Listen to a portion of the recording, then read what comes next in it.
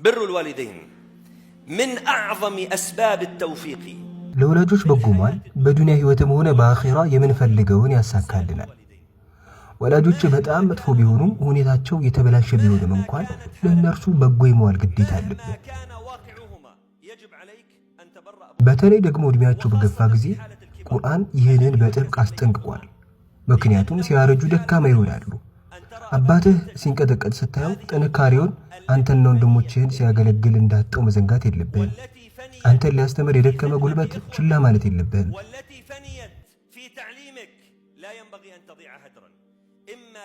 አላህ ቁርአን ላይ አንተ ዘንድ ሆነው አንዳቸው ወይም ሁለታቸው እርጅና ላይ ከደረሱ ሲል እርጅናቸውን አንተ ዘንድ ያሳልፉ የሚል ትዕዛዝን ይዟል።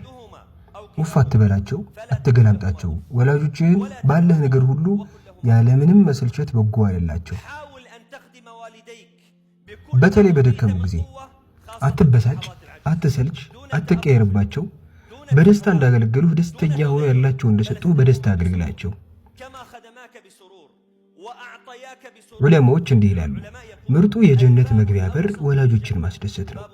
አንድ ቤተ መንግስት መግባት ስትፈልግ ብዙ በር ታገኛለህ። ከበሮች ውስጥ አንዱ ዋነኛው ይሆናል። ይህ በር የቤተ መንግስቱ መሃል ላይ የሚገነባው የአላህ ተውፊቅን ማግኛ ዋናው በር ለወላጆች በጎ መዋል ነው። የስኬት ሰፊው በር ለወላጆች በጎ መዋል ነው። ወንድሞቼ፣ እኔ በህይወቴ ለወላጆቹ በጎ ውሎ ያልተሳካለት ሰው አላውቅም። በትምህርቱም ሆነ በንግዱ ወይም በሁሉም ጉዳዮቹ አላህ እምቢ የማይልበት ከዚህ የበለጠ ሰፊ በር አላውቅም። እናቱ የስኳር በሽተኛ የሆነችበት አንድ ሰው አውቃለሁ እና እናቴ ጣፋጭ ስለምትወድ እየገዛው እልክላታለሁ አለኝ። ልብ በሉ፣ አንዳንድ ሰው እንደተለምዶ በጎ የሚውል አለ። አንዳንዱ ደግሞ እንዴት ነው ላስደስታቸው የምችለው ብሎ አስቦ በጎ ይውላል።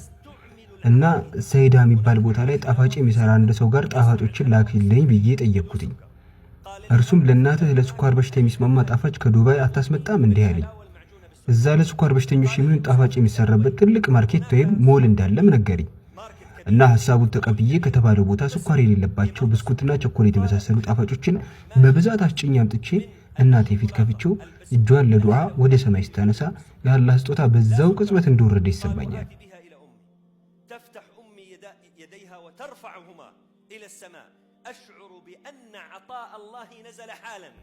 ሼኽ ሐምዲ አራቢን አላህ ይዘንላቸው በብድርም እንኳን ቢሆን ለወላጆች ሁልጊዜም ፍራፍሬን ይገዙላቸው ነበር።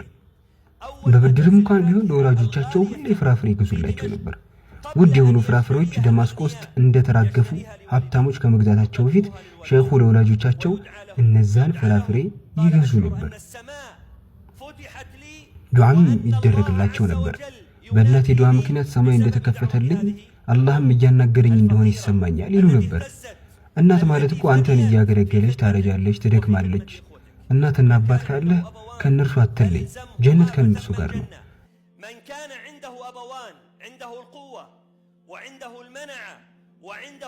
እናትና አባት ያለው መጥፎን መከላከያ ኃይልና ሀብት በእጁ ናቸው።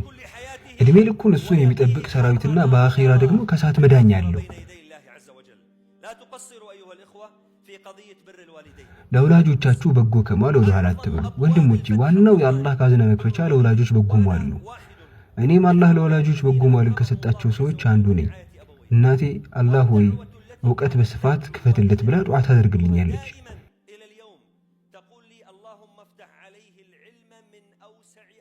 ይህን ዱዓ አስተምሬያት አይደለም፣ ይህን ዱዓ ስታደርግልኝ የአላህ ስጦታ እንደወረደ ይሰማኛል።